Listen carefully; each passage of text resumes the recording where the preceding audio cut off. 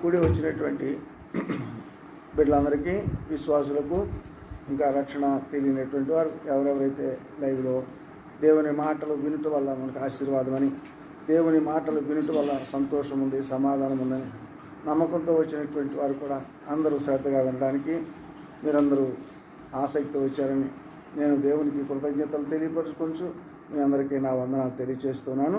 శ్రద్ధతో విందాం, ప్రార్థన చేసుకుందాం. స్తుతికి పాత్రుడు అయిన తండ్రి, స్తోత్రాల మీద ఆశీర్వుడు మా ప్రభువా, స్తోత్ర అర్హుడు అయిన మా యేసయ్య, మీకే కృతజ్ఞతాస్తుతులు చెల్లిస్తున్నాను. కనికరం గల వారు మీరు అయినా కనికరపడి అనేక మంది రోజులను స్వస్థపరిచారు ప్రభునైనా.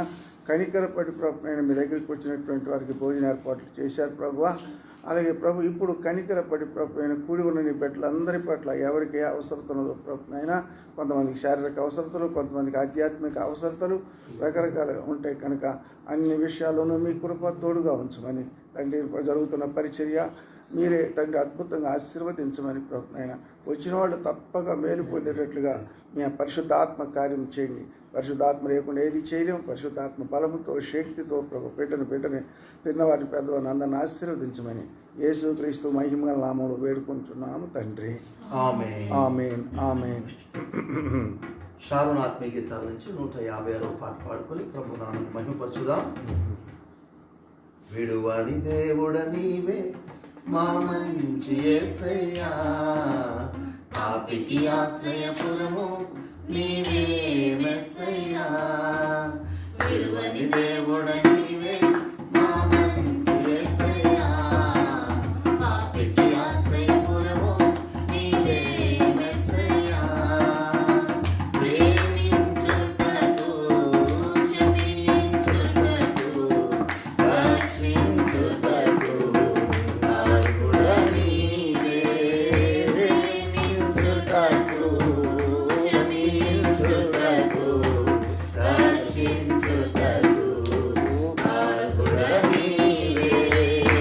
యేసయ్యా, యేసయ్యా, యేసయ్యా, యేసయ్యా, యేసయ్యా, యేసయ్యా, యేసయ్యా, యేసయ్యా. నలువది సంవత్సరములు మా పితరుల నడిపిన దేవా, అరణ్య మార్గమైన అన్నీ నీవైనావు. నలువది సంవత్సరములు మా పితరుల నడిపిన దేవా, అరణ్య మార్గమైన అన్నీ నీవైనావు. జీవాహారమై ఆకలి తీర్చావు, కదిలే బండవై దాహము తీర్చావు. జీవాహారమై ఆకలి తీర్చావు, కదిలే బండవై దాహము తీర్చావు. యేసయ్యా, యేసయ్యా, యేసయ్యా, యేసయ్యా, యేసయ్యా, యేసయ్యా, యేసయ్యా, యేసయ్యా. ఇత్తడి సర్పము వలె పైకెత్తబడినావు, నిన్ను చూచిన వారు ఆనాడు బ్రతికారు. హల్లెలూయా. ఇత్తడి సర్పము వలె పైకెత్తబడినావు, నిన్ను చూచిన వారు ఆనాడు బ్రతికారు. సిలువలో వేలాడే ఇతని చేరిన గ్లోరీ. జనులందరూ నేడు నిత్యము బ్రతుకుదురు. సిలువలో వేలాడే నీ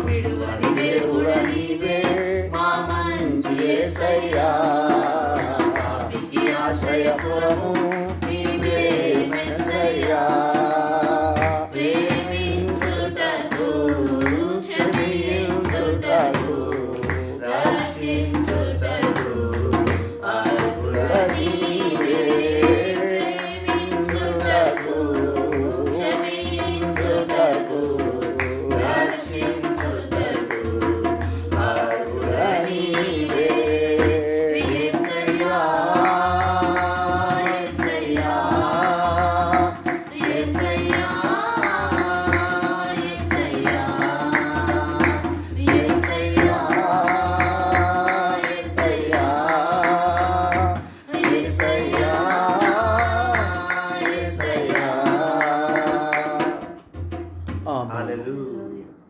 ప్రైజ్ ద లార్డ్. అందరూ ప్రతి ఒక్కరూ పేరు పేరు వరుసన దీవించబడాలని, దేవుని కొరకు ఒక ప్రత్యేకమైన బిడలుగా బ్రతకాలని, ఈ చివరి దినాల్లో ఈ వ్యాధులను చూసి వీటిని చూసి ఇదేంటి ఏమవుద్ది అనేటువంటి పిరికితనం వచ్చినటువంటి వారు అన్ని రకాల ప్రజలు ఉన్నారు కనుక ఈరోజు ఒక ప్రత్యేకమైనటువంటి మాటలతో దేవుని సన్నిధిలో మనం కూర్చున్నాం. ఆ ప్రత్యేకమైన మాటలు వినుట ద్వారా ధైర్యము, సంతోషము, సమాధానము, రహితలాడు పిరికితనాన్ని జయించే గొప్ప శక్తిని మనం పొందుదాం. దేవుడు ఈ సమయాన్ని దీవించును గాక. ఆమేన్. 65వ కీర్తన 4వ వచనము మనం చదువుకుందాం. నీ ఆవరణములలో నివసించున్నట్లు నీవు ఏర్పరచుకొని చేర్చుకునివాడు ధన్యుడు. నీ పరిశుద్ధాలయము చేత, నీ మందిరములోని మేలుల చేత మేము తృప్తి పొందేదాము. దేవునికి స్తోత్రం. హల్లెలూయా. ఇక్కడ ఈ స్పెషల్ మాట, దేవుడు ఏర్పరచుకొని చేర్చుకునేవాడు ధన్యుడు.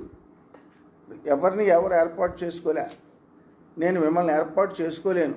దేవుడు ఏర్పాటు చేసుకుని మీకు అవసరమైనటువంటి ఆధ్యాత్మికమైనటువంటి పాఠాలు ఏ రీతిగా బోధించాలో, పరలోకానికి వెళ్ళేటప్పుడు నేనే మార్గము, నేనే సత్యము, నేనే జీవము అనేటువంటి ప్రభువైన యేసుక్రీస్తు యొక్క మార్గములో నడిపించటానికి నాకు ఈ పరిచర్య అప్పగించి దేవుడు మిమ్మల్ని ఏర్పాటు చేసుకున్నాడు, నన్ను కూడా ఏర్పాటు చేసుకున్నాడు.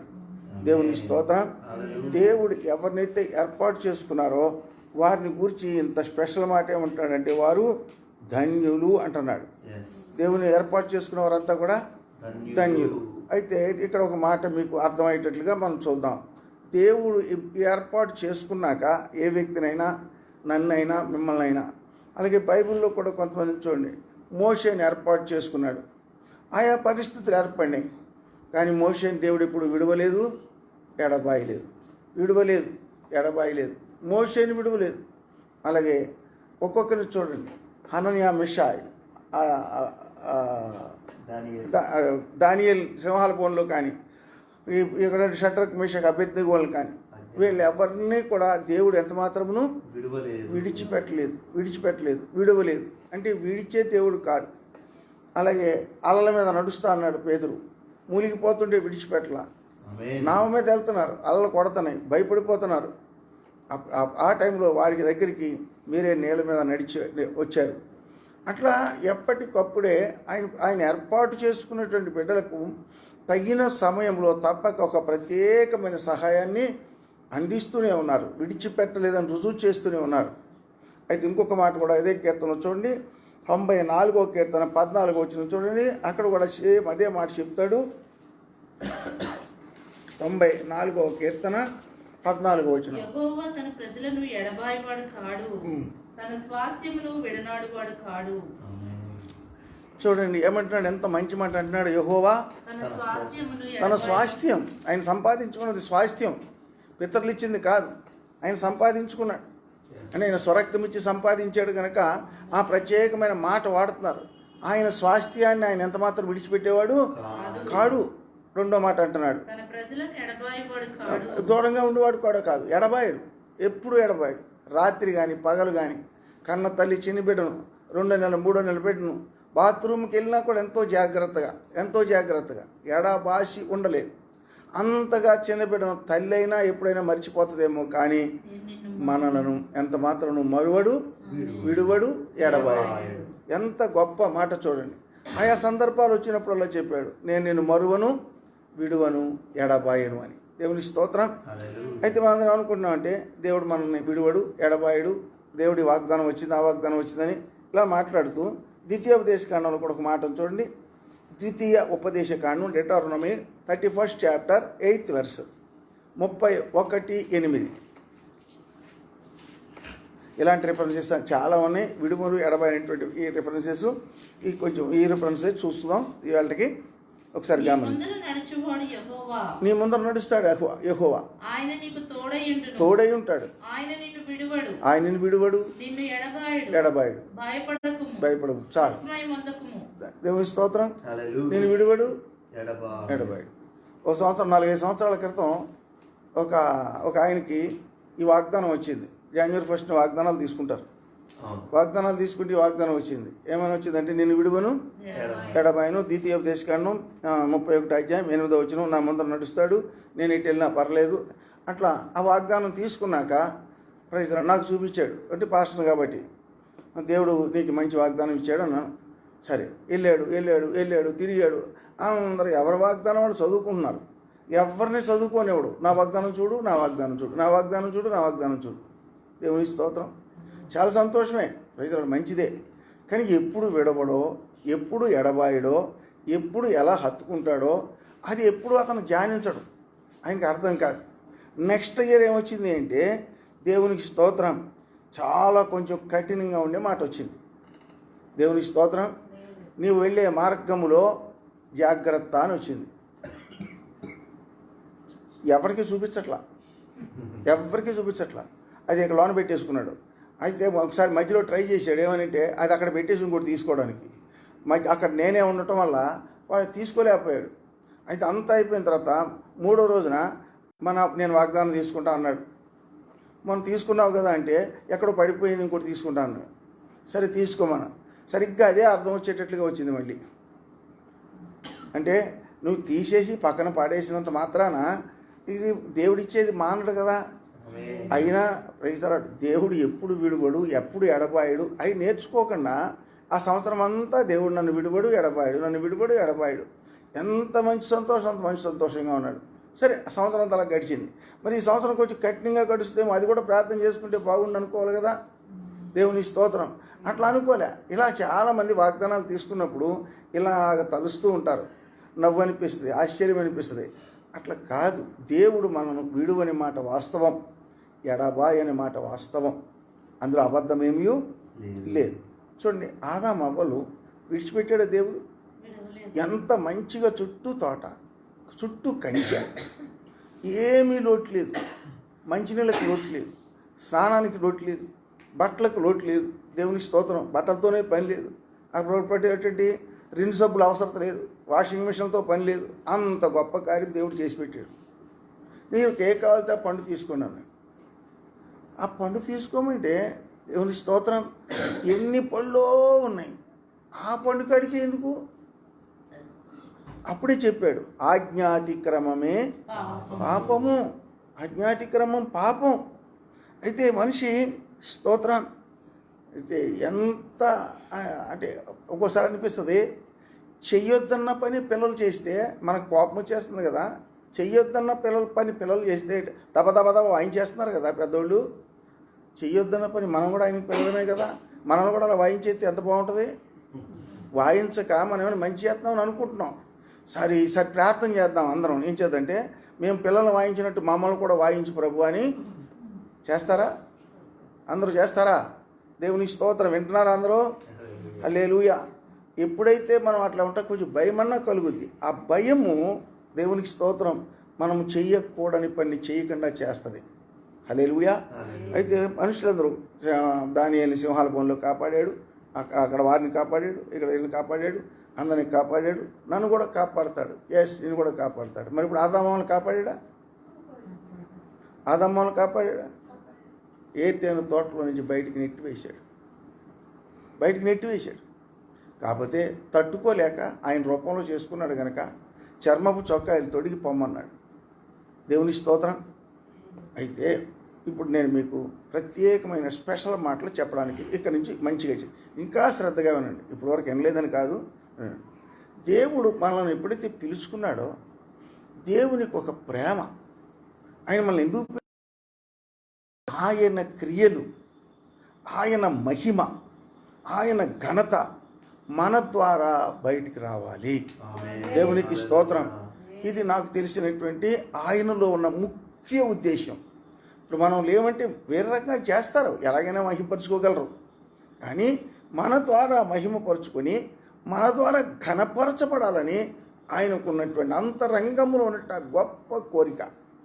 అందుకని నాటి నుంచి నేటి వరకు ప్రజలు మోషేని నిలబెట్టాడు, ఫరో ఎదుట నిలబెట్టాడు, అద్భుతాలు చేసి ప్రజలు తానెవరో చూపించుకున్నాడు మోషే ద్వారా. దేవుని స్తోత్రం. మోషే ద్వారా తానెవరో చూపించుకున్నప్పుడు 10 అద్భుతాలు చేస్తున్నప్పుడు ఒక్కటైనా ఈ అద్భుతం చేసాకైనా ఒక్క మాట మోషే అని అనడానికి ఒప్పుకోలే. మోషేని అనలేకపోయాడు. ఇంచేత ఒక పక్క అద్భుతం జరుగుతుంది, ఒక పక్క భయం కలుగుతున్నది. తనకున్నటువంటి వారు కూడా మంత్రగాళ్ళు కూడా చేస్తున్నారు. కానీ మంత్రగాళ్ళ కంటే ఏదో ఒకటి ఎక్కువ కనపడుతున్నది. అందుకని మోషే చెయ్యి పైన ఉంది, కానీ ఫరో విద్వాంసులు చెయ్యి పైన లేదు ప్రియులారా. అందువల్ల భయపడుతున్నాడు, ఒక్కొక్కటి చేస్తున్నాడు, భయపడుతున్నాడు. అందువల్ల ఫరో ఏమీ చేయలేకపోయాడు మోషేని. ఏమంటున్నాను, మోషే ద్వారా దేవుడు తనని తాను ఘనపరుచుకున్నాడు. అయితే దేవుడితో చెప్తున్నాడు, మోషే ఫరోతో చెప్తున్నాడు, దేవుని ప్రజలు దేవుణ్ణి ఆరాధించాలి. ఎలా ఆరాధించాలంటే దేవుడు చేసిన మహిమ గల కార్యాలు జ్ఞాపకము చేసుకుంటూ దేవుణ్ణి స్తుతించేదే ఆరాధన. దేవుని స్తోత్రం. ఆయన చేసిన ఘనమైన కార్యాలు, గొప్ప కార్యాలు, మహిమ గల కార్యాలు. కప్పలను చేయడం మాటలు కాదు కదా. ఒక కప్ప, 2 కప్పల. దేవుని స్తోత్రం. ఎన్ని కప్పలో అంతు లేవు. సరే, పాములు చేశారు, పాము మింగేసింది. మళ్ళీ పాములే. మోషేకి చేసిన పాము ఒకటే ఉంది, కానీ మోషేకి చేసిన పాము మళ్ళీ కర్ర అయింది. కానీ మంత్రగాళ్ళు చేసిన పాములు ఒకటి కూడా లేవు. అలా అద్భుతాలు చేసి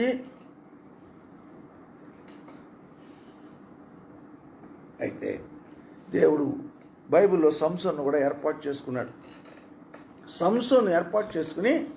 సంసోను ద్వారా దేవుడు ఘనపరచబడాలని కోరుకున్నాడు. అప్పటికి ఫిలిస్తీన్లు అప్పటికి కొంచెం చాలా బాధలు పెడుతున్నారు ఇశ్రాయేల్ ప్రజలను. దేవుడు తనకు తానే కేవలం సంసోను ఏర్పాటు చేసుకుని, అతనికి ఏ శక్తి లేదు, కానీ దేవుడే తనకు ఒక అభిషేకం ఇచ్చాడు.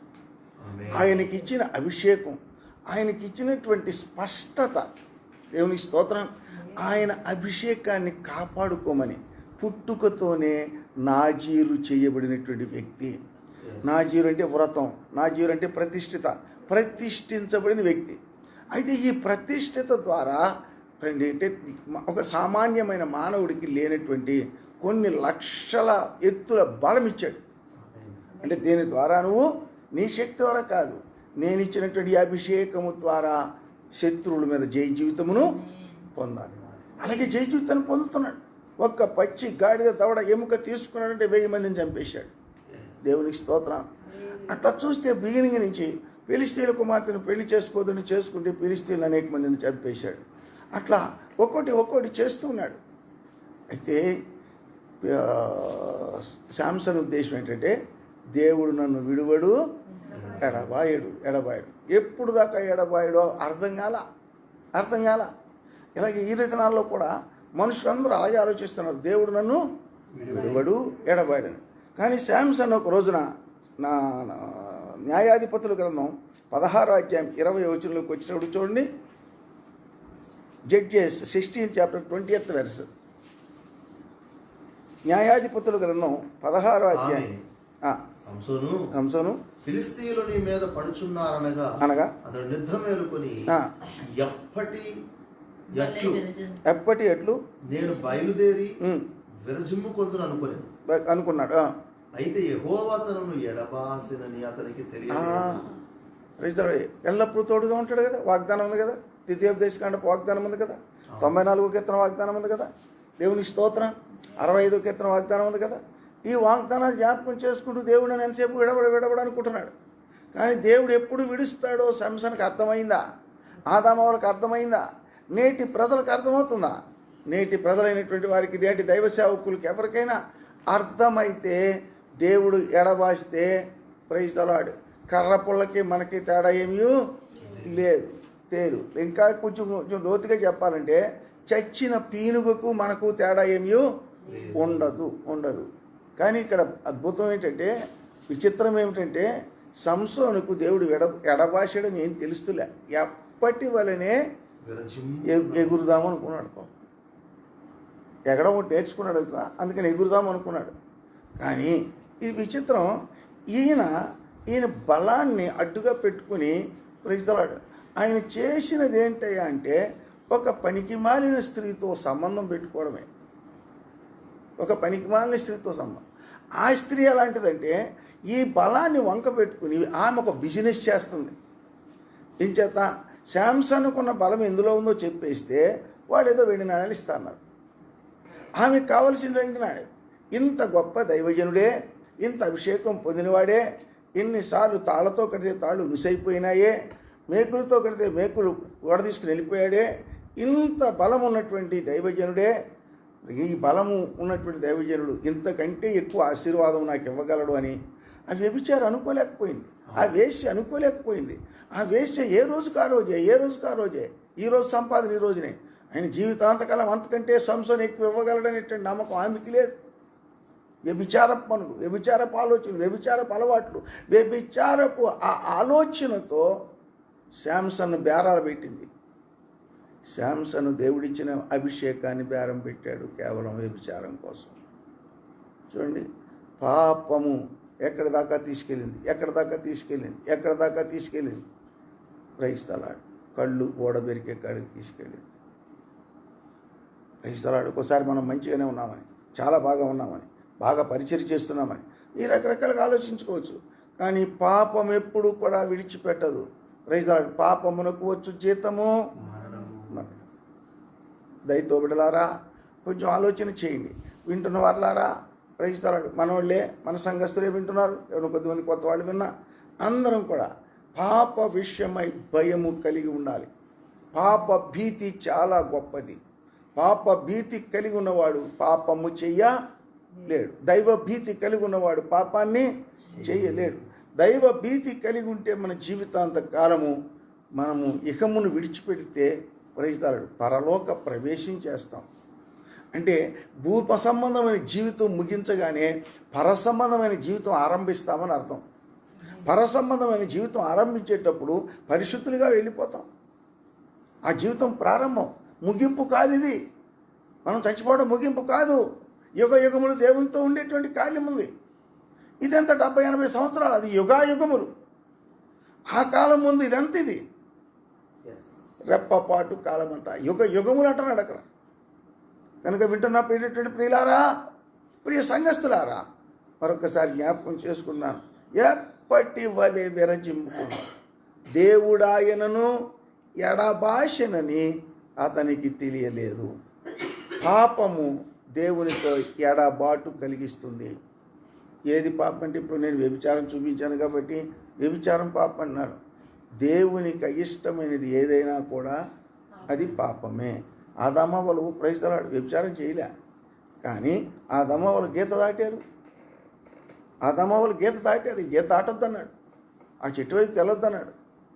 ప్రజలాడు అసలు మనం ఆలోచించుకుంటే నిజంగా ఒక గొప్ప దైవజనుడు, చాలా గొప్ప దైవజనుడు, అయినా చాలా మంచి దైవజనుడు. మొదటి కీర్తన పాటిస్తే పరలోకానికి తప్పకుండా వెళ్ళిపోతామన్నాడు. నేను ఆశ్చర్యపోయాను. అయితే ఆయన ఒక మాట ఎక్స్ప్లెయిన్ చేశాడు. ఆలోచన, దుష్టుల ఆలోచన అని ఒక్క మాట ఎక్స్ప్లెయిన్ చేశాడు. 1.5 hours అయింది, అవ్వలేదు. ఆలోచన, దుష్టుడు ఎప్పుడు కూడా దుష్ట ఆలోచన ఇస్తాడు, మంచి ఆలోచన ఎందుకు ఇస్తాడు? సంసోనికి ఏం ఆలోచన వచ్చింది? ప్రభు తను పెళ్లి చేసుకున్నాడు కదా, పోనీ పెళ్లి చేసుకున్నటువంటి అమ్మాయిని వేరే వాళ్ళకి ఇచ్చాడు, వాళ్ళ చెల్లెల్ని పెళ్లి చేస్తాడు. వినడే. తల్లిదండ్రులు అన్నారు అప్పటికి, ఇశ్రాయేల్ కుమార్తెలు ఉన్నారు కదా, ఆ అమ్మాయి నీకెందుకన్నారు. అప్పుడు ఎప్పుడు వినకపోవడం వల్ల హల్లెలూయా దేవుడు తోడుంటాడని జారి ఎక్కడికి వెళ్ళి గొంతులో పడ్డాడు. దేవుడు ఎడబాశాడు. అయితే శాంసన్కు వచ్చిన ఆలోచన ఎక్కడికి వెళ్ళిపోయింది? నాశనానికి వెళ్ళిపోయింది. ఇలా ఎంతోమంది ఆలోచన బైబిల్లో ఉన్నటువంటి వాడు. ఉదాహరణకి సొలొమోను ఆలోచన చూడండి. తండ్రి కట్టవలసిన మందిరమును సొలొమోను చేత కట్టించుకున్నాడు దేవుడు. ఎంత సంతోషపడిపోయాడో. దేవుడు దర్శించి దేవుని మహిమ పరలోకము నుంచి దిగి వచ్చి యాజకులు సేవ చేయలేకపోయారు. ఆ మందిరంలో బయట స్థలాన్ని ప్రతిష్ఠించి బయట అర్పించారు అర్పణలన్నీ. అంత గొప్ప దైవజనుడు ఆలోచన. బ్రతికి ఉన్నానంటే నీ కృపా, జీవిస్తున్నానంటే నీ కృపా, బ్రతికి ఉన్నానంటే నీ కృపా, జీవిస్తున్నానంటే నీ ఏ యోగ్యత నాలో లేదు, ఎంత భాగ్యమునిచ్చావు. పరిశుద్ధత నాలో లేదు, నీ ప్రేమను చూపావు. ఏ యోగ్యత నాలో లేదు, ఎంత భాగ్యమునిచ్చావు. పరిశుద్ధత నాలో లేదు, నీ ప్రేమను చూపావు. యేసయ్యా, నా యేసయ్యా, యేసయ్యా, నా యేసయ్యా, యేసయ్యా, నా యేసయ్యా, యేసయ్యా, నా యేసయ్యా. శాంసన్కి ఒక భ్రమపరిచే ఆలోచన ఇచ్చింది. ఆ ఆలోచన ఎక్కడికో తీసుకెళ్ళిపోయింది. తండ్రి, బైబిల్లో కొంతమంది వెనక్కి తిరిగిన వాళ్ళకి దేవుడు క్షమాపణ ఇచ్చాడు. దావీదు వెనక్కి తిరిగాడు. తప్పు చెప్పగానే 51వ కీర్తనలో అంటున్నాడు, నీ ఆత్మను నా యొద్ద నుండి తీసివేయొద్దు అని ఏడ్చాడు. ఆయన కన్నీరు చూస్తే పక్క కొట్టుకొని పోయేటట్లుగా ఏడ్చాడు అని రాయబడి ఉంది. అయితే శాంసన్కి తప్పు తెలవలేదు, ఏడవలేదు. దేవుని స్తోత్రం. చచ్చిపోయేటప్పుడు అన్నాడు, ఈ ఒక్కసారి జ్ఞాపకం చేసుకో, నేను కూడా చచ్చిపోతానన్నాడే కానీ మరలా నీ పరిచర్య చేస్తాను నాయన, నన్ను బ్రతికించు, నా చేయి పట్టుకోమని అడుగుంటే నా దేవుడు విడిచిపెట్టేవాడు కాడు. నా దేవుడు అప్పుడు ఇప్పుడు ఎప్పుడూ జాలి గలవాడే. హల్లెలూయా. దావీదు అడిగాడు. అడగడమే కాదు, రియల్ రిపెంటెన్స్, నిజమైన పశ్చాత్తాపము దావీదు కలిగి ఉన్నాడు. మీరు చాలామంది నోటితో ఒప్పుకుంటారు, ప్రభువే పాపం చేశాను. దానివల్ల ఏ ప్రయోజనము లేదు. నీ పాపము నిన్ను ఏం చేస్తుందో, ఎక్కడికి తీసుకెళ్తుందో గుర్తెరిగి యేసయ్య పాదాల మీద పడిపోయి దొర్లి ఏడ్చిన రోజే నిజమైన పశ్చాత్తాపము కలిగిన రోజు. అలా మనం చేయగలిగితే దావీదుకు మరల అవకాశం దొరికినట్లుగా కూడి ఉన్న మనందరికీ దేవుడు అవకాశాన్ని ఇస్తారు. ఆమేన్. దేవుని స్తోత్రం. మొదటిది, శాంసన్ ఎప్పటి వలె విరజిమ్ముకుందాం అనుకున్నాడు. దేవుడు అతనిని ఎడబాడు. మరి వాగ్దానం ఏంటి? దీన్ని విడివడు ఎడబాడు. మరి వాగ్దానం మరి జరిగిందా? జరగల. ఏది అడ్డొచ్చింది? వాగ్దానం నెరవేరకుండా ఏది అడ్డొచ్చింది? పాపం. ప్రజలు రెండోది కూడా చూపిస్తాను. రెండోది, ఫస్ట్ దాంట్లోనే దావీదుకు మంచి అవకాశం దొరికింది, కానీ సంసోనికి అవకాశం దొరకకుండా పోయింది. రెండో పాయింట్లో దేవుని స్తోత్రం ప్రత్యేకంగా మొదటి సమూయేలు గ్రంథం 28వ అధ్యాయం 15వ వచనం ఒకసారి చూడండి. సెకండ్ పాయింట్లో మొదటి సమూయేలు, first Samuel 28th chapter 15th verse. మొదటి సమూయేలు 28:15. సమూయేలు చనిపోయాడు.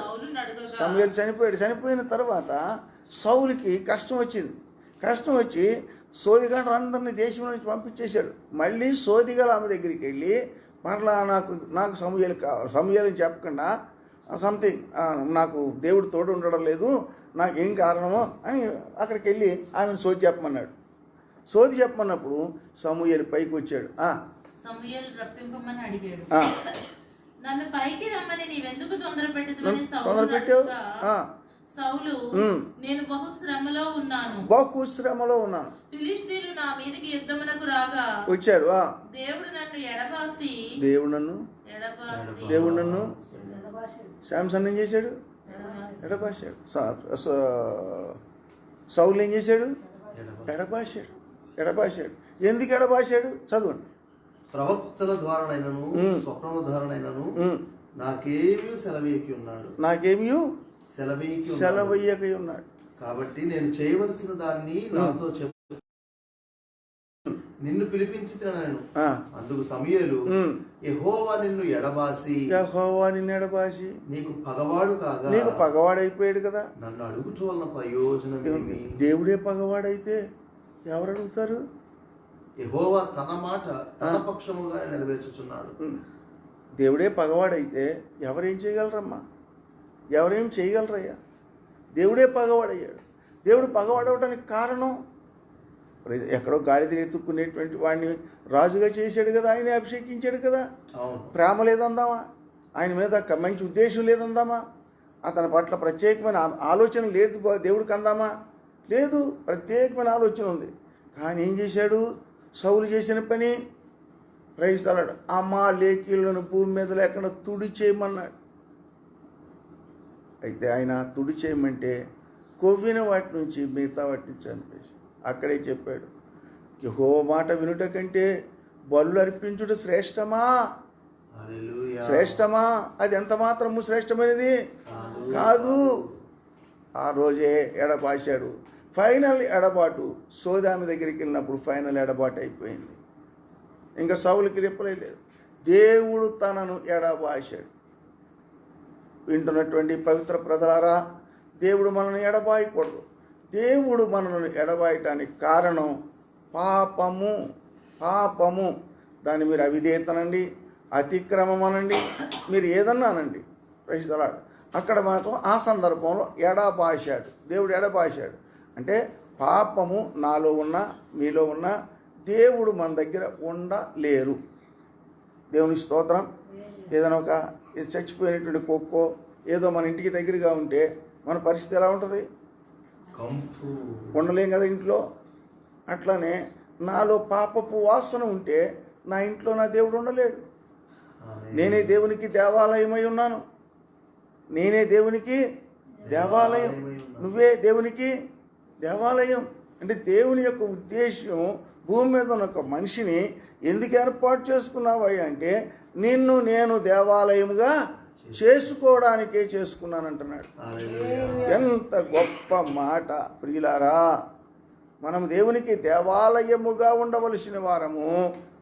దాన్ని వేశ్యతో సాంగత్యము, మోయాబీలన్నీ అమ్మోనీల స్త్రీలతో ఆ సాంగత్యము, ఇవన్నీ కూడా దేవునికి అసహ్యం అనిపించాయి. దావీదు చేసిన తప్పును కొట్టేశాడు అనుకోకండి, తప్పుకు శిక్ష ఇచ్చాడు, కానీ క్షమించి మరలా ఒక అవకాశం ఇచ్చాడు. అయితే అదే అవకాశం ఈరోజు దేవుడు మనల్ని ప్రేమించి మనకు కూడా ఇచ్చాడు కదా.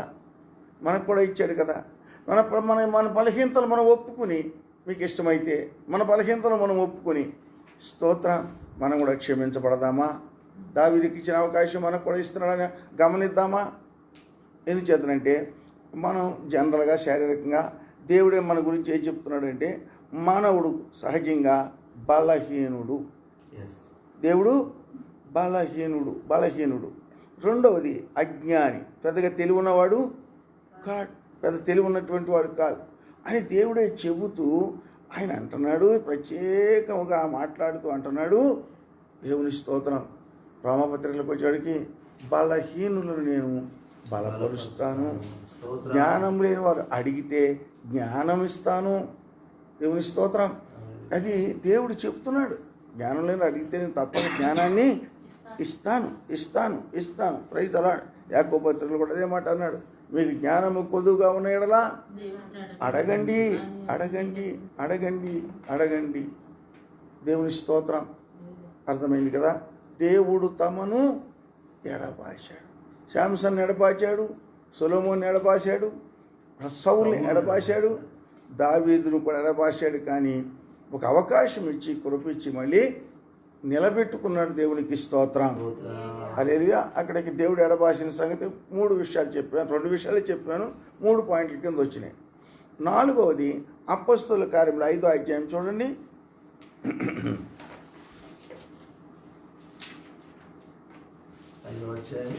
5వ అధ్యాయం మొదటి నుంచి చూస్తే అననీయ సప్ఫీరాలకు దేవుడు చాలా ఆస్తి ఇచ్చాడు. అయితే అక్కడ వాటి వింత ఏంటంటే మనం బాగా అర్థం చేసుకుంటే దేవుడు ఏమీ వాళ్ళేమని అడగల. దేవుడు మీరు కానుక పట్టండి, అది పట్టండి, ఇది పట్టండి అని వాళ్ళేమీ మీ ఆస్తి నాకు ఇవ్వనని అడగల. అయితే వారు మరి ఎందుకు నిర్ణయం చేసుకున్నారో ఇస్తామని నిర్ణయం చేసుకుని వారు ఆ పని చేయలేక ఇద్దరూ కూడా దేవునికి దూరం అయిపోయారు, లేక దేవుని దగ్గర అబద్ధం ఆడారు. ఆ అబద్ధము వారిని దేవుడు ఎడబాసే పరిస్థితి వచ్చేసింది. చదవండి ఒకసారి. అననీయ అను ఒక మనుషుడు తన భార్య అయిన సప్పీరాతో ఏకమై పొలం అమ్మెను. భార్య ఇరుకునేవాడు దాని వెలలో కొంత దాచుకుని కొంత తెచ్చి అపోస్తల పాదముల యొద్ద పెట్టెను. అప్పుడు పేతురు, ఉమ్, అన్నయ్య, ఉమ్. నీ భూమి వెలలో కొంత దాచుకుని పరిశుద్ధాత్మను మోసపుచ్చుటకు సాతాను ఎందుకు నీ హృదయమును ప్రేరేపించెను? యా, అది నీ యొద్ద ఉన్నప్పుడు నీదే కదా. ఇదే కదా. అమ్మిన పిమ్మట అది నీ వశమై ఉండదా? ఉమ్. ఉండలేదా? ఉమ్. ఎందుకు ఈ సంగతి నీ హృదయంలో ఉద్దేశించుకున్నావు? ఎందుకు ఇలా వదిలి చేసుకున్నావు? నీవు మనుషులతో కాదు ఉమ్. దేవునితోనే అబద్ధం ఆడుతావని వానితో చెప్పాను. ఎవరితో అబద్ధం ఆడాము? దేవుడితో. దేవుడితో. ఆజ్ఞాతిక్రమం. నువ్వు నిన్ను ఇవ్వమని దేవుడు అడగలేదు. నువ్వు ఎంత ఇవ్వగలితే అంతే ఇచ్చే దేవుడు అడిగేవాడు కాదు. కానీ నేను చేస్తానని చేయక అబద్ధం ఆడావు. దేవుడు ఎడబాశాడా? దేవుడి దగ్గర ఉన్నాడా? దేవుడు ఎడబాశాడు. దేవుడు ఎడబాశాడు. దేవుడు ఎడబాస్తే ఏమొచ్చింది? మరణం వచ్చింది. వెనకాల ఎవరున్నారో తెలియదు. ఆ హిస్టరీ రాయిలే. కొడుకులు ఉన్నారా, కూతుళ్ళు ఉన్నారా, ఏమయ్యారు అనేటువంటిది ఏమి హిస్టరీ లేదు అక్కడ. దేవుడు ఎడబాశాడు. వారు మరణాన్ని కొని తెచ్చుకున్నారు. అయితే మీకు ఈ టైంలో ఒక ప్రత్యేకమైన మాట జ్ఞాపకం చేస్తాను. దేవుడు ఎప్పుడు కూడా ఎవరినైనా సంతోషంతోనూ ప్రేమతోనూ ఆదరిస్తూ ధైర్యపరుస్తూ దీవిస్తూ నడిపించాలని ఆయన కోరిక. దేవుని స్తోత్రం. అబ్రహాం జీవితంలో లోపాలు ఉన్నాయి, దావీదు జీవితంలో లోపాలు ఉన్నాయి, ఆనాటి భక్తుల జీవితాల్లో లోపాలు ఉన్నాయి. సరిదిద్దుతూ ఒకకరమైన మార్గంలో పెడుతూ తండ్రి తన పిల్లల ఎడల జాలి పడు దానికంటే ఎక్కువ జాలి పడుతూ నడిపించారమ్మా, నడిపించారయ్యా. వినండి, కొంచెం శ్రద్ధగా వినండి, కొంచెం అర్థం చేసుకుని వినండి. అయితే మనము గనక అవి అర్థం చేసుకున్నట్లయితే మనము ఎప్పుడు కూడా అతిక్రమించటానికి ఎప్పుడు కూడా ఇష్టపడము. ఏం చేద్దంటే ఇప్పుడు చెప్పినటువంటి వాటిలో 3 పాయింట్లు ఉన్నాయి. ఏమని? వాళ్ళ వలే మనం కూడా బలహీనలమే, వాళ్ళ వలే మనం కూడా పాపులమే, వాళ్ళ వలే మనం కూడా అజ్ఞానులమే. అయినను మన అజ్ఞానాన్ని బేస్ చేసుకోకండి, పాపాన్ని బేస్ చేసుకోకండి. వాళ్ళ గురించి చదివినప్పుడు అయ్యో ఇలా జరిగిందా, ఇలాంటి పరిస్థితులు నా జీవితంలోకి ఎప్పుడు కూడా రాకూడదు అని ప్రభు ఏదైనా చిన్న బలహీనత వస్తే ప్రభు అని గట్టిగా వేసే పాదాలు పట్టేసుకుంటే ఇంకా సమయం ఉంది కనుక క్షమాపణ దొరుకుద్ది. పర్టిక్యులర్ విషయాన్ని ప్రభు పాదాల దగ్గర పెట్టి క్షమించమని అడగండి. తప్పక దేవుడు క్షమిస్తాడు. కానీ మరలా చేయొద్దు. క్షమించాడు కదా అని మరలా అట్లాంటివి చేయొద్దు. అట్లా చేయొద్దు. చాలామంది అనుకుంటారు ఏంటంటే ఏదో చేసేసి క్షమించమని అడిగితే దేవుడు క్షమించేస్తాడు. హల్లెలూయా, స్తోత్రం. ఒక ఆమె, నాకు తెలిసిన ఆమె ఆ రోజున మాట అంటుంది, తప్పు చేసానయ్యా, బల తీసుకున్నప్పుడు సరి చేసుకుంటాను. ఎప్పుడమ్మా? బల తీసుకునేటప్పుడు. ఎందుకని బల తీసుకున్నప్పుడు అందరూ సరి చేసుకుంటారు. ఏమైనా సరి చేసుకుంటారు? అయ్యా, నీ శరీరము అనే రొట్టె అయినా నేను అర్హురాలను కాదు, నేను అంటుకోవడానికి యోగ్యురాలను కాదు, నేను అంటుకోలేను ప్రభువా, నన్ను క్షమిస్తే అంటుకుంటాను, నువ్వు క్షమించకపోతే నేను తీసుకోను. పాస్టర్ గారు తీసుకో అంటున్నాడు, మేమేమో తీసుకోవాలని భయం వేస్తుంది. ఈ మధ్యలో నువ్వు ఉండిపోయావు. మధ్యలో ఎవరు ఉండిపోయారు? దేవుడు ఉండిపోయాడు. చేసేటప్పుడు అప్పటికప్పుడే వెంటనే తప్పు క్షమించమని అడిగితే ఎంత మంచిగా ఉంటుంది. పొరపాటున మాట జారాను, పొరపాటున నోరు జారాను, పొరపాటున ఇది చేశాను, ఇది పొరపాటు వెంటనే ఒప్పుకున్నప్పుడు దేవునికి ఎంత సంతోషం అనిపిస్తుంది. తొందరపాటు వల్ల జరిగింది అని క్షమిస్తాడు కదా జారిగల తండ్రి. దేవుని స్తోత్రం. కనుక మీకు ఫైనల్గా మాట చెప్తాను చూడండి. కొన్ని చోట్ల, చాలా చోట్ల భార్యాభర్తల మధ్య ఏదో ఒక మనస్పర్ధ వస్తుంది. మనస్పర్ధ వస్తే ఒక్కోసారి భార్య కేకలేస్తుంది, ఒక్కోసారి భర్త కేకలేస్తున్నాడు. వీళ్ళిద్దరూ కూడా స్తోత్రం. ఇందులో ఎవరైనా ఒకరు మౌనంగా ఉంటే ఈ ఉన్న వాళ్ళ కేకలు బయటికి వినపడటం అసాధ్యం. వినపడవు. 1-2 కేకలు వేసేటప్పటికి వాళ్ళ కాళ్ళకి ఏదో తెలిసి వస్తుంది. కానీ ఆ 5 నిమిషాలు మీరు ఆగలేకపోతే ఏదో ఒక మాట జారితే నీ నోరు వినపడుతుంది బయటికి, వాళ్ళ నోరు వినపడుతుంది, ఇద్దరి నోరు వినపడుతుంది. కానీ బైబిల్ చెప్తున్నది వైవాహిక సంబంధం అనేటువంటిది స్తోత్రం చాలా చాలా పవిత్రమైనటువంటి ఆ బంధాన్ని ఇష్టం వచ్చినట్లు వాడుకోకూడదు. ఎందుకంటే యేసుక్రీస్తు ప్రభువుతో మనకు వివాహం కాబోతున్నది. వధువైనటువంటి కన్యక వివాహానికి సిద్ధపడుతున్నది. అందువల్లే బైబిల్లో ఎంత క్లియర్ రాశాడంటే, స్తోత్రం, భార్యను భర్త విడిచిపెట్టడానికి వీల్లేదు, భర్త భార్యను విడిచిపెట్టడానికి లేదు, భార్య భర్త విడిచిపెట్టారు, ఏదీ లేదు, అటు లేదు ఇటు లేదు. ఎందుకు అలా అన్నాడు అంటే, దేవుడు మనల్ని విడిచిపెట్టడానికి పిలుచుకోలే. దేవుడు మనల్ని విడిచిపెట్టడానికి పిలుచుకోలే. వివాహము చేసుకుని ఆయనతో పాటు యుగ యుగములు ఉండడానికి తీసుకెళ్ళడానికి వస్తానంటున్నాడు. అందుకని వైవాహిక జీవితం పవిత్రమైందని కొరింథీ సంఘానికి చెప్తూ ఒకరినొకరు ఎడబాయకూడదు. చూడు, కావాలంటే ఒక మాట చదవండి. 1 కొరింథీ పత్రిక 7:10 చదవండి. 1 కొరింథీ 7:10 మాటను చాలా క్లియర్గా రాస్తాడు. వైవాహిక జీవితం చాలా పవిత్రమైంది. మరియు పెండ్లి అయిన వారికి నేను కాదు, ప్రభువే ఆజ్ఞాపించినది ఏమనగా భార్య భర్తను ఎడబాయకూడదు. ఎడబాసిన ఎడల పెండ్లి చేసుకొనకుండవలెను, లేదా తన భర్తతో సమాధాన పడవలెను. దేవుని స్తోత్రం. ఎలా ఉండాలి భార్య భర్తను ఎడబాయకూడదు. సంఘమా, నువ్వు భార్యవి, ఎడబాయకూడదు. ఎలా ఎడబాయకూడదు? నోటితో చెప్పేది కాదు అది. నేను విడిచిపెట్టేస్తానని చెప్పేది కాదు. సంసోను ఎలా ఎడబాశాడు? కారణం పాపం. సంసోను ఎడబాయడానికి కారణం పాపం. సౌలు ఎడబాయడానికి కారణం పాపం. సౌలు అతిక్రమం,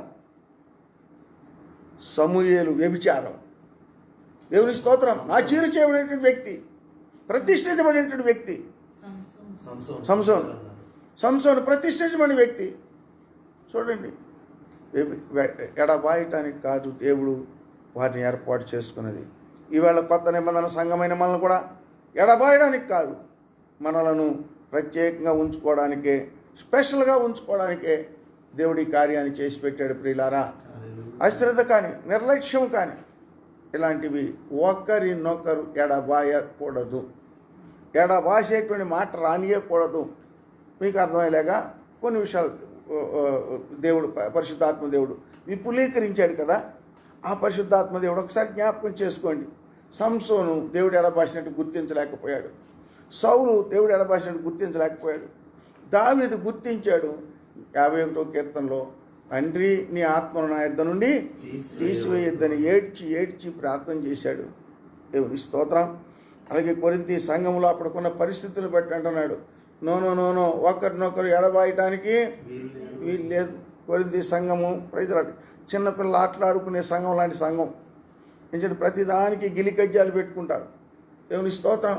ప్రతిదానికి. అందుకని భార్యాభర్తల మధ్యలో ఉంటే గిలికజ్జాలను చూసి ఆయన దైవజనుడైనటువంటి పౌలు గారు రాస్తూ అన్నాడు, భార్య భర్తను ఎడబాయకూడదని రాయడానికి కారణం అది. అంటే చిన్న గిల్లి కజ్జాలంటే చిన్నపిల్లలు ఆడుకునేట అక్కడ చిన్నపిల్లలు ఆడుకునే చోట అప్పుడే కొట్టుకుంటారు, అప్పుడే మళ్ళీ కలిసిపోతారు, అప్పుడే ఆడుకుంటారు. ఇట్లాంటి పరిస్థితి భార్యాభర్తల మధ్యలో కూడా ఉంది కొరింథీ సంఘంలో. అందుకని పౌలు బాధతో చెప్పాడు, కూడదు. అదే మాట నేను ఈరోజు సంఘానికి బేస్ చేసుకుని, సంఘమా మరి మనము దేవునికి ఎప్పుడు ఎడబాస్తాం, ఎప్పుడు విడజమ్ముకుందాం అనుకుంటామో చూడు, ఎడబాసిన దేవుని గమనించుకో. దేవుడు ఎడబాసాక విరజమ్ముకోవడానికి ఏమీ ఉండదు. కొంతమంది మాకు కళ్ళు వచ్చినాయి, దర్శనాలు వచ్చినాయి, అవి వచ్చినాయి, ఇవి వచ్చినాయి, అన్నీ ఉన్నాయి, నిజమే, అబద్ధం కాదు. కానీ ఒక్కటి మాత్రం మర్చిపోకండి, కళ కంటే, దర్శనము కంటే ముఖాముఖిగా వాక్యముతో దేవుడు మాట్లాడుతున్నప్పుడు నీ తప్పు నీకు అర్థమైతే దేవుడే నీతో మాట్లాడుచున్నారు కనుక అది ఒక మంచి అవకాశం. అప్పుడే పశ్చాత్తాపడు, వెంటనే విడుదల పొందుతావు. కొంతమంది దర్శనం అనగానే కొంతమంది విశ్వాసం వచ్చి అడుగుతుంటారు, కొంచెం ఒకసారి విచిత్రం అనిపిస్తుంది, పాస్టర్ గారు నా గురించి మీకు ఏమైనా చూపించారా అని. నీ గురించి నాకు చూపించడం అంటే ఏ విషయం ఏంటి ఏం చెప్పం? మమ్మల్ని ఇరుకులో పెట్టేసి ఈ లోపల చర్చిలో ఎవరో ఒకళ్ళు ఉంటారు సంఘం అన్న తర్వాత, ప్రైజ్ దలాడు నాకు దర్శనం వచ్చింది నీ గురించి సిస్టరో అని ఒక ఆమె చెప్పుద్ది. దేవుని స్తోత్రం. దర్శనం వచ్చిందో సోదే వచ్చిందో అవన్నీ పక్కన పెట్టండి, దేవుని ఎదుట కూర్చోండి. ఒక్క అరగంట ఎప్పుడు సమయం ఉంది, మంచి సమయం, కూర్చోండి, దేవునితో సంతోషంగా మొక్కిగా మాట్లాడండి.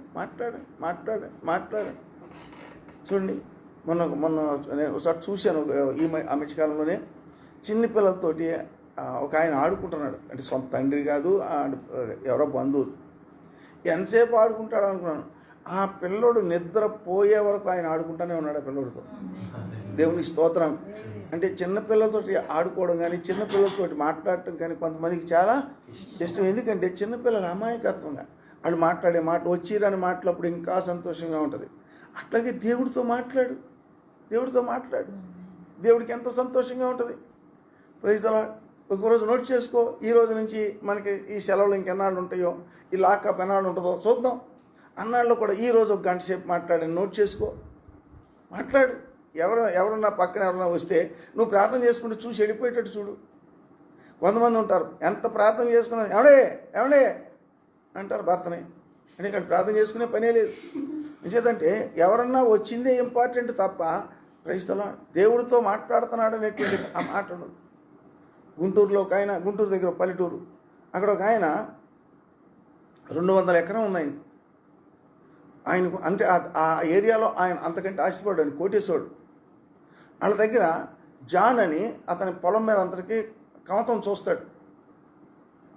అయితే ఒకరోజు సైక్లోన్ ఎఫెక్ట్ ఉంది అంటే ముందు అనుకోలేదో, ఊహించలేదు, పేపర్ న్యూస్ మరి అది గమనించలేదో, సైక్లోన్ వచ్చేసింది, వర్షాలు స్టార్ట్ అయిపోయినాయి.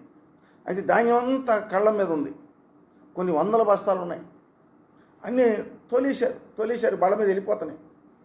అయితే ఆ రైతు చాలా మంచోడు. ఎంత మంచోడు అంటే ఒక పెద్ద కుప్ప జాను విడిచిపెట్టాడు. అయితే అది బస్తాలు పట్టడానికి అనుకూల తవల, అవి సంచుల్లో పట్టడానికి సమయం సరిపడా, వర్షం వచ్చేసింది. అయితే బాధపడతా కళ్ళలో నుంచి నీళ్ళు వచ్చేస్తున్నాయి. అరే, సంవత్సరం అంతా మా జానికి ఇదే కదా తినేది అని దాని మీద అన్నీ కప్పించాడు, అన్నీ చేశాడు. కానీ ఇంటికి వెళ్ళిన తర్వాత నిద్ర పట్ల ఏమైపోయిందో, ధాన్యం ఏమైపోయిందో తెల్లవారకుండా పరిగెత్తుకుని వెళ్ళి అక్కడి కళ్ళలోకి వెళితే ఒక్క గింజ కూడా తడవలేదు. ఆ కుప్ప చుట్టూ నీళ్లు కూడా రాలా. దేవునికి స్తోత్రం. ఇది చూసి వీడు భారంగా ప్రార్థన చేసుకుంటాడు, వీడి మీద దేవుని కృప ఎంత ఉందని. యేసుక్రీస్తు ప్రభు గురించి ఆయనకి ఏం తెలియదు. అప్పుడు వీడు జాన్ అనే పేరు తెలుసు తప్ప తెలియదు. ఇంటికి వెళ్ళాడు.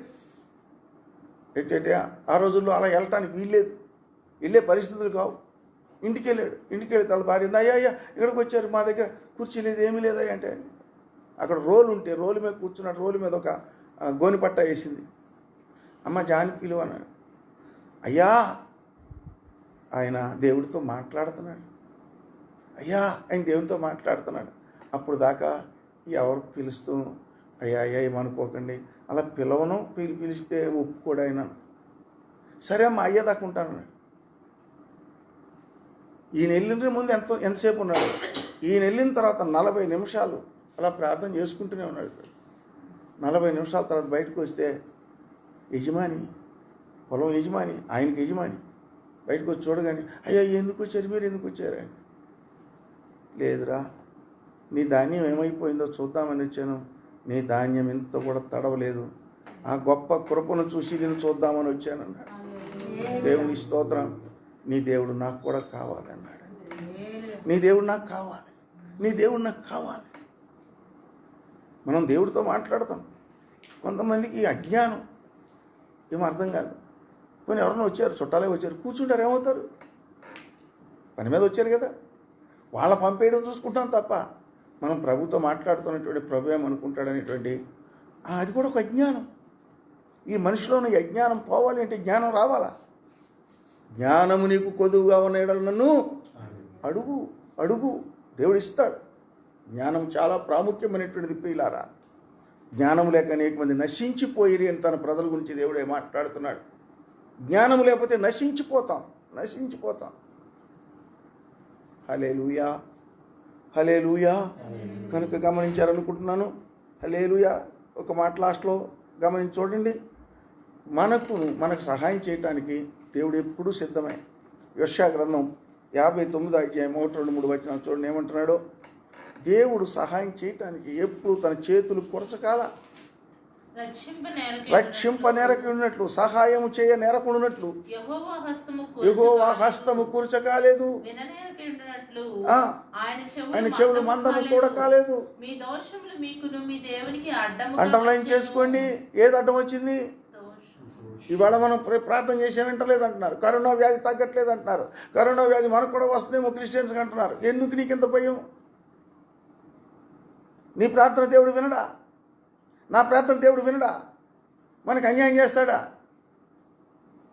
మనకు రాదు ఆమె అనుకునేటట్లే ఉండాలి తప్ప, ఒకవేళ రక్షింప నేరకున్నట్టు, సహాయము చేరకను చేయ నేరకున్నట్లు ఆయన హస్తములు కూర్చేమి కాలేదు. ఏంటి అప్పుడు అడ్డం వచ్చింది? నీ పాపం, నీ దోషం, నీ అతిక్రమం, నీ అవిధేయత, నీకును దేవుడికిని అడ్డు అడ్డు అడ్డు. అదే మాట ఇర్మియా ప్రవక్త కూడా మాట్లాడుతున్నాడు. చూడండి ఒకసారి ఇర్మియా గ్రంథం 5వ అధ్యాయం 25వ వచనంలో, మీ దోషములు వాటి క్రమము తప్పించెను, మీకు మేలు కలుగుటకు మీ పాపములే కారణము. మీకు మేలు కలగకపోవడానికి మీ పాపములే, మేలు కలగట్లేదు. ఎందుకు? మీ పాపం మన పాపములు మనకు మేలు జరగనివ్వట్లా. కొంతమంది ప్రజలాడు, నేను ఆ పాపం చేశానేమో, ఈ పాపం చేశానేమో, నాకేం మేలు జరగట్లేదు అంటారు. చేసేనేమో అనేది ఎందుకు? నా పాపము క్షమించమని రండి. ఇదే మంచి అనుకూలమైన సమయం కదా, మంచి సమయం ఇచ్చాడు కదా. కొంచెం ఎక్కువసేపు ప్రార్థన చేసుకోవడానికి, ఎక్కువసేపు బైబిల్ చదువుకోవడానికి, ఎక్కువసేపు సాధు సుందర్ సింగ్ బుక్లో ప్రజలు, కిసాన్ సింగ్, భగత్ సింగ్, రకరకాల భక్తులు అనేక మంది ఉన్నారు. వీళ్ళంతా వాళ్ళ ప్రాణముల కంటే ప్రభువుని ఎక్కువ ప్రేమించినటువంటి మహానుభావులు. పిఎం శామ్యుల్, గోడి శామ్యుల్, ప్రైతలాడ్, హల్లెలూయా, ఎంతోమంది దైవ సేవకులు. వారు తమ ప్రాణములను బలిగా ఇవ్వటానికి వెనుతీయని వారు. ఏమి చూస్తున్నారు? ఒకవేళ ఇహమును విడిచిపెడితే పరలోక ప్రవేశము జరగటం వాళ్ళు చూస్తున్నారు కనుక దానికి ఇచ్చినంత విలువ దేనికి ఇవ్వలేదు. ప్రియులారా, ఇవ్వలేదు. రైతురా గమనించండి.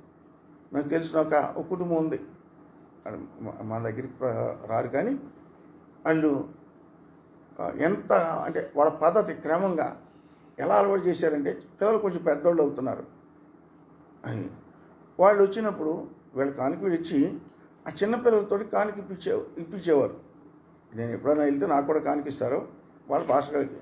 చిన్నపిల్లలు కానుకిస్తుంటే నేను మామూలుగా అన్నాను, చిన్నపిల్లలకి ఇవ్వడం ఎందుకమ్మా, ఎవరన్నా వస్తే వీళ్ళు ఏమనుకుంటారంటే వాళ్ళు వస్తే డబ్బులు ఇవ్వాలేమో అనుకుంటారేమో అని నాకు అనిపిస్తుందమ్మా. అంటే అయ్యయ్యో పాస్టర్ గారు, మాకు ఆలోచన లేదు, మేము ఉండగానే మా పిల్లలకి అలవాటు తప్పక చెయ్యాలి అనే ఆలోచనతో చేస్తున్నాము అన్నారు.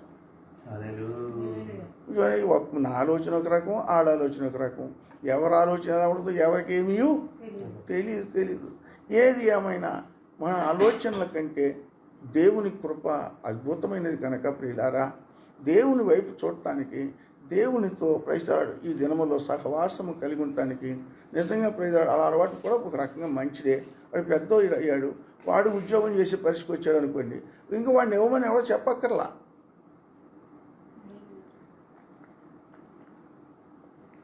నువ్వు కానికివ్వరా, నువ్వు అది చేయరా, ఇది చేయరని పిల్లలకు బోధించక్కర్లేకుండానే చిన్నప్పటి నుంచి అలవాటు అయిన ప్రకారము వాడు అలవాటు ప్రకారం చేసేస్తాడు.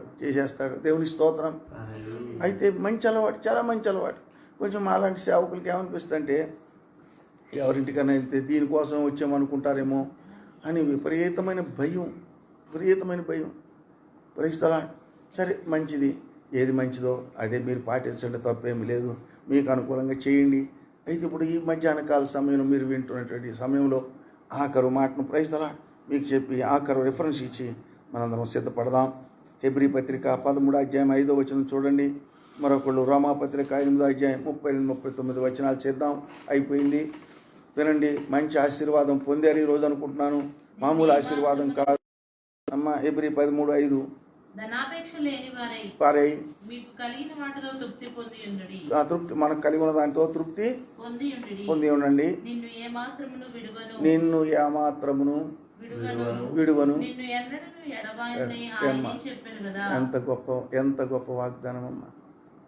ద్వితీయోపదేశకాండంలో చెప్పాడు కదమ్మా, నేను విడువను ఎడబాయను. మరి హెబ్రీ పత్రికలో చెప్తున్నాడు కదమ్మా, నిన్ను ఏమాత్రమును విడువను. Praise the lord. ఎందుకంటే ధనాపేక్ష అనే పదం ఎందుకు వాడాడో నాకు అర్థమైంది ఏంటంటే ధనాపేక్ష సమస్త కీడులకు అందుకని వాడాడేమో తెలియదు నాకు. కానీ హెబ్రీ పత్రిక మాత్రం చాలా చాలా చాలా లోతైనది కనుక మంచిగా అర్థం చేసుకోండి. ఆఖరు వాగ్దానం మీకు అందరికీ చెప్తున్నాను. రోమా 8:38-39 చూడండి, ముగించుకుందాం. రోమాపత్రిక 8వ అధ్యాయం 38-39 ప్లీజ్ చదవండి. మరణమైనను జీవమైనను దేవదూతలైనను ప్రధానులైనను ఉన్నవైనను రాబోవునవైనను అధికారులైనను ఎత్తైనను లోతైనను సృష్టింపబడినది ఏదైనను మన ప్రభు అయిన క్రీస్తు యేసునందలి దేవుని ప్రేమ నుండి మనల్ని ఎడబాప నేరమని ప్రభు అయిన క్రీస్తునందలి దేవుడైనటువంటి ఆ ప్రేమ నుండి ఎవ్వరు ఎడబాప లేరు. ఎవరు ఎడబాపగలరండి? ఆస్త, ధనమా, డబ్బా? క్రీస్తు ప్రేమ నుండి ఎవ్వరు ఎడబాప లేరు లేరు లేరు. నమ్ముతారా? నమ్మితే మీరే చిన్న ప్రార్థన చేసుకుంటారా? మీరలో మీరున్నారు కదా, ఎవరు చూడట్లేదు, దేవుడు చూస్తున్నాడని మోకాళ్ళ మీదకి రండి. వస్తే మంచిదే, రాలేరు, నొప్పులు ఉన్నాయి, కూర్చొని దేవుని వైపు చూడండి. 2 నిమిషాలు మీకే టైం ఇస్తున్నాను. దేవుని ప్రేమ నుండి ఎవ్వరు ఎడబాప లేరు లేరు. దేవుని ప్రేమ నుండి ఎవ్వరు కూడా ఎడబాప లేరు. హల్లెలూయా హల్లెలూయా. నిన్ను విడువను. హెబ్రీ పత్రిక 13వ అధ్యాయంలో ఆఖరి అధ్యాయంలో ఎంత మంచి మాట చెప్పాడండి. Praise the lord. సంసోన్ని ఎడబాశాడు. ఎందుకు అవకాశం లేదు, కానీ సొలొమోన్ని ఎడబాశాడు. సౌలును కూడా ఎడబాశాడు, కానీ దావీదును కూడా ఎడబాశాడు. మరలా అతని పశ్చాత్తాపాన్ని చూసి దేవుడు మరలా అవకాశాన్ని ఇచ్చాడయ్యా. అమ్మ, వింటున్న బిడ్డలారా, మీ అందరికీ నా హృదయపూర్వకమైన వందనాలు. ఒక్క నిమిషం ప్రార్థన చేసుకోండి. చాలామంది ఈ మధ్యకాలంలో ఫోన్ చేస్తూ అంటున్నారు, రైతురాడు వింటున్నాక వెంటనే చేసుకోబుద్ధి వేస్తున్న ప్రార్థన, కొంచెం లేట్ అయితే చేసుకోలేకపోతున్నాం. అవును తేడా ఉంటుంది. వాక్యం విన్న వెంటనే ప్రార్థన చేసుకోవడానికి మనసు వస్తుంది. స్తోత్రం, హల్లెలూయా. అట్లా మీకు కూడా మంచి అవకాశం. బైబిల్ చదువుకోండి. బైబిల్ చదువుకునేటప్పుడు కూడా ఒక్క నిమిషం 2 నిమిషాలు ప్రార్థన చేసుకుని, ప్రభువా నాకు అర్థమయ్యేటట్లుగా చేయని ఆయన అని చదువుకోండి. తప్పక ఒక్క మాట అర్థమైనా చాలు. రోజుకొక్క మాట అర్థమైతే ఎంత గొప్ప ధన్యత. Praise the lord. ప్రార్థన చేసుకుందామా? మీరందరూ చేసుకున్నారని నమ్ముచున్నాను. మీరందరూ చేసుకుని క్రీస్తు ప్రేమ నుండి మమ్మల్ని ఎవరు కూడా ఎడబాపలేరు. కానీ పాపము ఎడబాపుతుందని, ఆ పాపము మన దగ్గరికి రాకూడదని, దేవునికి మనకు అడ్డొచ్చేది ఒక్కటి, అది పాపము. దేవునికి మనకు అడ్డు వచ్చేది దేవుడు మనల్ని ఎడబాయటానికి కారణము పాపము. చాలామంది అనుకోవచ్చు క్షమిస్తాడు, రాత్రి ప్రార్థన చేస్తే క్షమిస్తాడని. తప్పు ఆలోచనలు వద్దు. క్షమించవచ్చు, కానీ దేవునికి స్తోత్రం, కానీ ప్రతిఫలం అంత బాగోదు. ఎందుచేత మనం దేవుడు మొట్టమొదట్లో చెప్పాడు, సెపరేట్ చేసుకున్నాడు, వేరు చేసుకున్నాడు. 65వ కీర్తనలో మాట్లాడాడు దేవుడు. ఒక్కసారి ఇచ్చిన రిఫరెన్స్ అని చదువుకోండి. ప్రార్థన చేస్తాను. మహిమ గల మా యేసయ్య, మహోన్నతుడవగు యేసయ్య, నీతిమంతుడవు యేసయ్య, నాయన మీ నీతిని మాకు ఇచ్చి ఇలా నిలబెట్టుకున్నారు ప్రభు. మేము అర్హులం కాదు, యోగ్యులం కాదు ప్రభు. ఆయన మా నీతి ఏర్పడింది ప్రభు. మురికి గుడ్డల నీతి తప్ప మాకే నీతి. తండ్రి, బిడ్డలందరూ కూడా ప్రభు ఆయన తమను తాము తగ్గించుకుని మీ పాదాల దగ్గరికి వచ్చేస్తున్న ప్రార్థన విను తండ్రి. మీరు వింటారని నమ్ముచున్నాను. మాకును మీకును అడ్డొచ్చేది ఒక్కటే, పాపము. మీరు చేతులు చాస్తే పరలోకంలోంచి భూమి మీద ఉన్న మా దగ్గరికి వస్తుంది. అంత గొప్ప చేతులు కలిగిన నా తండ్రి, ఈ మధ్యాహ్న కాల సమయంలో కూడి ఉన్న బిడ్డలందరూ మీ బిడ్డలు ప్రభు. తండ్రి, ఇలా వినడానికి కూడా మీరు కురిపించారు కాబట్టి వింటున్నారు ప్రభు, లేకపోతే వినలేరు. వింటున్నటువంటి ఈ బిడ్డల ప్రభు నాయన విని అర్థం చేసుకుని తండ్రి ఆయన బహు బలవంతులు అవడానికి కృప చేసి పెట్టిన ఆయన బలవంతులుగా భూమి మీద బ్రతకాలి. ఒక్కటే బలపరిచేది నీ వాక్యం, నీ వాక్యం, నీ వాక్యం. కనుక ఆ వాక్యానికి ప్రభు ఎంత విలువనదో ప్రభు, ఆ వాక్యాన్ని అర్థం చేసుకోవడమే కాకుండా ఆ వాక్యాన్ని వారి జీవితంలో, మా అందరి జీవితాల్లో మేము అన్వయించుకొని బహు బలవంతులుగా ఉండటానికి సహాయం చేసి పెట్టమని, హల్లెలూయా, ఇది మా మంచి కోసమే వచ్చిందని ప్రభు తలంచి ఆయన దీని గురించి మేము దిగులు పడక మా మంచి కోసమే, తప్పకుండా ఇది మేలుకరమే దేవునికి దగ్గర అవ్వడానికి అని అందరూ తలంచి ఎక్కువ ప్రార్థన చేసి ప్రజల మా భారతదేశాన్ని రక్షించు, మేము ఎక్కడున్నామో ఆ ప్రాంతాన్ని, రామంతపూర్ని రక్షించు, మెదక్ని రక్షించు, ప్రజల ఉప్పాలను రక్షించు అని ఎక్కడున్న వాళ్ళని అక్కడ రక్షించు, రక్షించు, రక్షించు, క్షమించు, క్షమించు అని అందరూ ప్రార్థన చేసేటట్లుగా ప్రేరేపణ కలిగి అందరూ ప్రభువైన యుద్ధ సన్నద్ధులై తండ్రి దురాత్మల మీద పోరాడి జయించేటట్టు జై జీవితము దయచేయమని యేసుక్రీస్తు మహిమగల నామములో వేడుకొనుచున్నాము తండ్రి. ఆమేన్, ఆమేన్. యేసు రక్తమే జయం, యేసు రక్తమే జయం. యేసయ్య నామమునకే సంపూర్ణ విజయం. అపవాది క్రియలకు అనంత నాశనము కలుగునుగాక. ఆమేన్. తండ్రి యొక్క ప్రేమ, కుమారుని యొక్క కృప, పరిశుద్ధాత్మని యొక్క అన్యోన్య సహవాసము ఇప్పుడును ఎల్లప్పుడూ కూడి వచ్చి లేఖనాలను అర్థం చేసుకుని ఎవరైతే భారంగా ఆసక్తితో కన్నీళ్లతో ప్రార్థన చేస్తారో, ఇంకెవరు చేయలేకపోతారో వారికి సదాకాలము తోడైంది నడిపించుదురుగాక. ఆమేన్, ఆమేన్.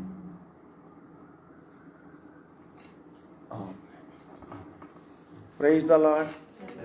అందరికీ ప్రభువైన యేసుక్రీస్తు నామం పేరట వందనాలు తెలియచేస్తున్నాను. గొప్ప శుభములు కూడా కలగాలని శుభములు కూడా చెప్తున్నాను. దేవుని స్తోత్రం. సాయంకాలం చెప్పబోతున్నటువంటి వాక్యాన్ని కూడా శ్రద్ధగా వింటారని, రేపు మళ్ళీ ప్రకటన వినడానికి అందరికీ సిద్ధపడాలని హృదయపూర్వకంగా ఉన్నదని ఆహ్వానిస్తూ బ్రతిమలాడుతూ రైతులు మీకు తెలియపరుస్తూ ఉన్నాను. ఆమేన్. అందరము అలాగ చేయదముగాక. ఆమేన్, ఆమేన్.